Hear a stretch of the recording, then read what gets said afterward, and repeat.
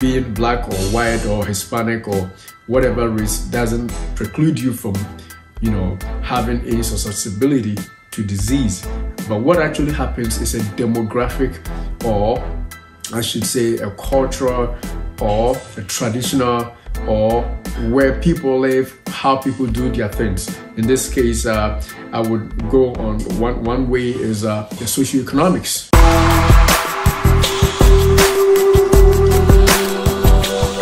Welcome to Dayspring Life and Health channel.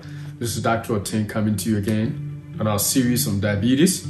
Today we're going to talk about stopping diabetes based on the risk factor called race. So in the earlier discussion, when we did top 6 risk factors for diabetes, if you haven't watched that yet, please check on the video on the channel, maybe up here, and do watch that. If you haven't subscribed to the channel, please subscribe to the channel. And if you have, don't forget to hit the like and also hit the bell button so that you'll be notified when new videos are posted. All right, so let's get to it. So today we're going to talk about race and diabetes, how race affects your risk for diabetes, or how race increases your risk for diabetes. Did you know that being of certain kind of race increases your risk for diabetes? And then we're going to talk about how to mitigate that risk factor. If you happen to be in a group of people who are more susceptible for getting diabetes, what can you do to literally exclude yourself from that entire risk factor for your race? We're saying that people of black origin, or African Americans, blacks, Africans, have an increased risk for getting diabetes. Also, we also said that Hispanics are also at increased risk for diabetes, type 2 diabetes in this sense, as well as American Indians, Alaska Natives, Native Hawaiians also have an increased risk for diabetes, and people also of Pacific Islands. So the Pacific Islanders also have increased rate of type 2 diabetes. So then, being of certain race may increase your risk for diabetes. Specifically in this video, that's what we're talking about, but it's also the same for other various other diseases, and this is very complicated.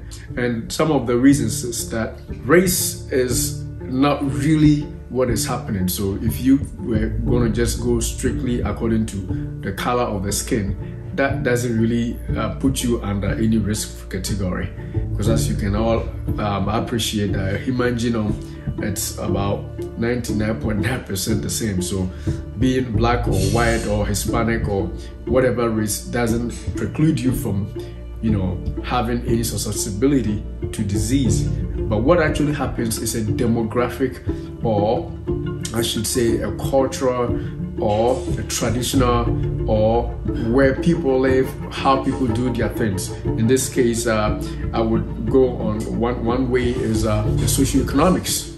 The socio-economics is what affects a lot of these risk factors. If you're financially not more viable, which in turn also affects certain races more than others, then obviously the risk for disease increases there more. Most people in these race groups that are at higher risk for diabetes also have lots of people who have more poverty than the other groups of people who are not more susceptible. Because of poverty, people may not be able to afford health care as other people could, and so they cannot look out for diseases and treat them as quickly as possible. People may not even have the income to be able to afford exercises, regular exercises. If you have to go to the gym, you may have to pay monthly bills for that. And if your socioeconomics, if your finances are not that great, you probably are not going to do that. So when poverty is more people don't do those things. Exercises are less frequent for such groups, and that is a contributing factor for diabetes. Also, people in this group will also not have good food in their neighborhoods. You would see that foods or restaurants that are served in these neighborhoods, because of poverty, foods that are all refined foods, processed foods, and sugary foods and sugary drinks, which basically serves to make them more susceptible to diabetes. And some of these restaurants may just be selling burgers, pizzas, and sodas or soft drinks, and you can all attest to the fact that all these contribute to diabetes. If because of your socioeconomics, you cannot afford good food, you are most likely not going to be able to buy whole foods. People in these groups don't even have access to Whole Foods or Whole Foods supermarkets in their neighborhoods. Why? Because of the socioeconomic conditions. They are only served with smaller groups, smaller stores, most of whom carry only processed foods. Because of the financial difficulties among most of these groups, they don't have a lot of healthy choices in diet. So their choices for diet are usually restricted to ones that lead to diseases, especially to diabetes. So that explains why people from African origin, people in Hispanic origin, Pacific Islanders, American Indians, I'm talking about the class effect, the entire group. I'm not saying that everybody there is like that, but what I'm saying is as a demographic, they tend to have diabetes more because of the socioeconomic conditions that are affecting them. The other reason some races are also affected more for diabetes is cultural and traditional practices, which affect their general body outlook. Some cultures actually praise obesity, believe it or not. When people are obese, they are termed to be people who are rich, or people who are overweight seem to be the ones that are being appreciated as people who are rich, because they have enough money to be able to satisfy themselves and be able to gain weight. It's become cultural that especially women have to be big. When they have babies, they have to put on weight. All these are accepted norms in certain cultures that continue to increase the risk of diabetes. The diet choices, the diet choices of these groups of people who have higher risk of diabetes are usually on the sugar or high carbohydrate as well as alcohol use side, on that side.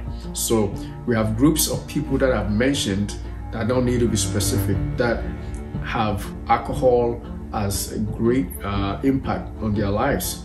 Alcohol use also is linked to diabetes, and if you have a group of people who drink more, then obviously you're going to see diabetes more. There could be people among these races who have healthier choices due to their own different socioeconomics and who do not, as a result, have that higher risk of diabetes. So if you are among the black race, if you are a Hispanic, if you are American Indian, if you are a native Hawaiian, though there's a demographic effect, the risk is there for higher diabetes. But if you have the ability to make choices outside of what the entire demographics has been known to have, then obviously you can decrease your risk for diabetes. That is how to mitigate the risk. Watch your diet. Definitely ensure that certain cultural practices and norms that are associated with increased risk of diabetes are not binding on you. Having healthier choices of food. If you're among these groups of people, you can still have a better outcome for your health if your choices of food are different. So avoiding sugar intake, avoiding processed foods, which is notorious for a lot of causation for diabetes, as well as alcohol, as well as lose weight, and also be on the path to regular exercise. All these things will help you avoid diabetes, even if it is a known issue among your demographic, by making your own individual choices that are healthier choices. Beloved, I wish above all things that you prosper and be in health, even as your soul prospers.